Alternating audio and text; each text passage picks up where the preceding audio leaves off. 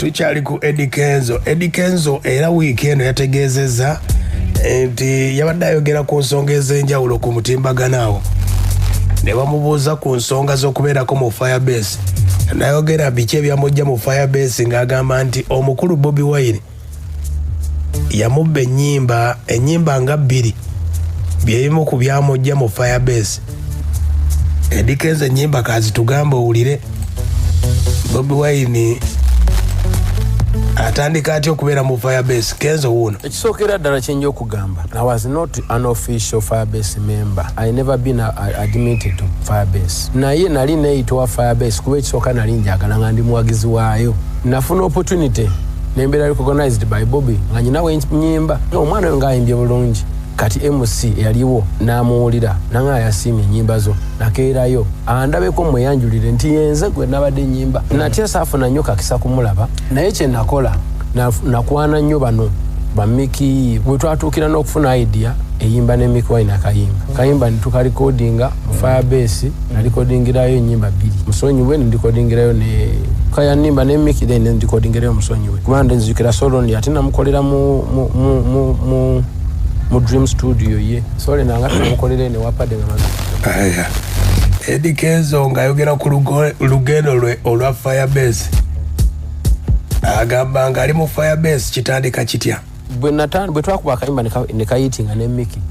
natandika okutambula ne Firebase nga nyimbira mu time ya Mick nga introducinga Mick then Mick nayimba ennyimba ze then bwatuka okuyimba ne Bobby yennyini oluyimba yalulirira mu motoka ye Mustang nga avuga yalulira ku ddembe yayita ndabangako namugamba yeke kano kasajjako ka Kenzo nti ate ke kaliwane naye olukuba yali ayagala nnyo oluyimba bwe yandaba nanga you did well sijja kulimba nti nali memba ono nti bandabye wali bangambye sayini nga yingira naye nakozesa opportunity aya era agamba nti our respected Bobi Wine yamuwa platform oba oli awo abalala baali tebasobola kugimuwa naye Bobi Wine ku Firebase kyali kirala. Ndikogana nti nyimba bulungi nengendayo ovuki nkimwebaliza nnyo kubanga ne studio gye twali kodingiramu oluyimba ye bali bagita Firebase studio kodingiro ya nimba ne musonyiwe kakati sijja kulimba nti kati that's the situation omuntu yayinza ofuna engeri gya kitimingamu naye ate Firebase yansigala ku mutima nesigala nga ajagala so nga lwaki sasobola kusigalayo kubeerayo kubanga ndowooza ebiseera we naviirayo yali atakkiriza mbere mu Firebase era yampita magere nanga mpulira yaga kwawukana ku Mick Wine nesigala naye jangu tukole nenzo lokuba nalina ensonga zange nga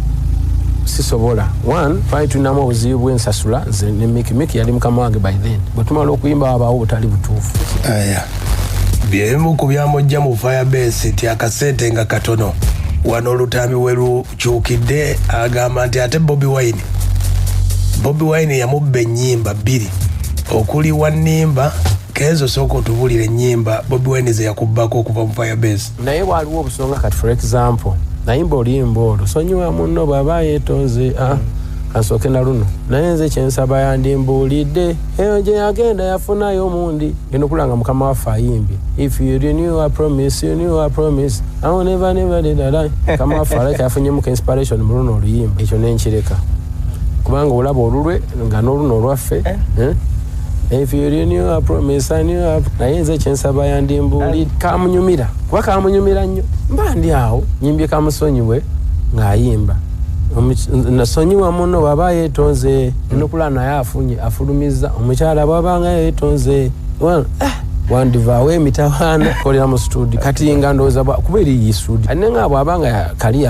yakiyagiramu akantu aye nakana agezeemu akantu kitegeeza nja kuleeta tuni nyingi abemu kyo ne mbaviira aya basi ekyamugjayo nga Bobi Wine yamubba ennyimba n'agamba sifulumya hits zange ate Bobi Wine azeddize annange Kenzo nabaddeko ne Mick Wine ku nsonga eno yagambye ebyo Kenzo byayogera anoonya mawulire tawandiikako luyimba lwe bayita wannimba yagambye atya waliwo omukulu Kenzo yagambye nti omukulu Bobi Wine yamubba oluyimba yannimba kituufu oba kakati awo mpozi nga yabbanze kubanga nze yaluwandiika ng'owandiika oluyimba kakati mpozi nga yabbanze naye ate kati nawuliddemu anyway buli omu ali entitled ku opinion ye naye kakati singa ekitegeeza amuli okumpi gwa baba muli ewala botababba kubanga definitely bw'oteekayo oluyimba ne baluwulira buli omu asobola okukola mu kyayagala. Simanyi n'endala lwaki teyazibba, lwaki Stamina naye teyamubba, simanyi lwaki ne City Loss teyamubba, kati just omanyi naye kati ate oli ye twandimulese kubanga ali birala. Okay. Ye Mick Wine nga nnyonnyola ku mukulu ebyabadde ayogera ku nnyimba. Kyenzudde ku mukulu Edrisa Musuuza nga boolaba Big Eye bwamunoonya. Kati ye Kenzo Big Eye tayinza muddamu wadde n'akamu. Kati Kenzo nga bw'omulya bw'anoonya Bobi Wine tayinza muddamu wadde n'akamu n'ekigambo n'ekimu. Abamuddamu bo bayinza okubaayo naye tayinza kufuna reply ya mukulu Bobi Wine ku nsonga eyo nga bw'atayinza kuddamu Big Eye. Kati ensonga bw'eri Mick Wine ategeezezza tawandiikangako kayimba wadde n'akamu.